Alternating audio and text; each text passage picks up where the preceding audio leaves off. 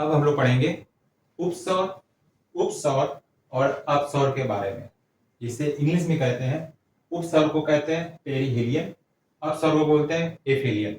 Okay, अब इसको समझने से पहले आपको ये बात पता होना चाहिए कि जो अर्थ है वो सन के एकदम राउंड वृत्ताकार पथ में चक्कर नहीं लगाता है, वो चक्कर लगाता है दीर्घ वृत्ताकार पथ में। अर्थात जैसे मैंने यहाँ आपको लिखा है, पृथ्वी की कक्षा वृत्ताकार में पथ में ना होकर दीर्घ वृत्ताकार पथ में होता है, अर्थात इलिप्टिकल होता है। अब इसके कारण इसका पाथ कुछ ऐसा होता है। सपोज करिए ये सन है,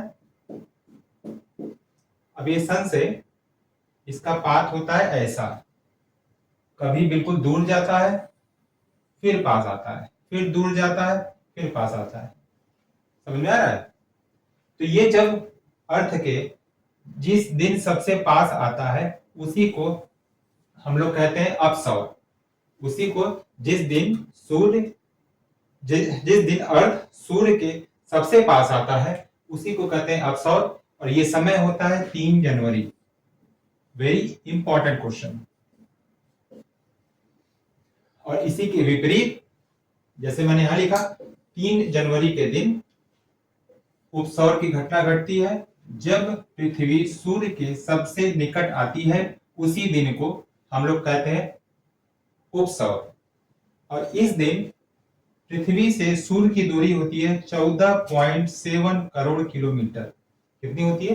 14.7 करोड़ किलोमीटर। और इसी के विपरीत उपसौर क्या होता है? एफिलियन, जब पृथ्वी सूर्य से सबसे दूरी पर स्थित होती है। अर्थात ये रहा, जिस दिन पृथ्वी सूर्य के सबसे दूर होती है उसी को हम लोग कहते हैं अपसौर, अर्थात एफिलियन। इस दिन सूर्य से पृथ्वी की दूरी होती है 15.2 करोड़ किलोमीटर। ठीक, बस यही एक छोटा सा कॉन्सेप्ट था कि अपसौर और उपसौर क्या होता है, और अपसौर में पृथ्वी और सन के बीच में क्या दूरी होती है, उपसौर में पृथ्वी और सन के बीच में क्या दूरी होती है। और ये 4 जुलाई के दिन होता है। अर्थात आप कभी भी भविष्य में जब 4 जुलाई आए तो आप इस बात का ध्यान रखें कि इस दिन पृथ्वी जो है सूर्य से सबसे दूर होगी। ठीक, और जब भी 3 जनवरी आए तो आपके दिमाग में ये बात बैठ जाना चाहिए कि इस दिन पृथ्वी जो है सूर्य के सबसे पास होती है। तो हम लोग के दिमाग में एक प्रश्न पैदा होता है कि 3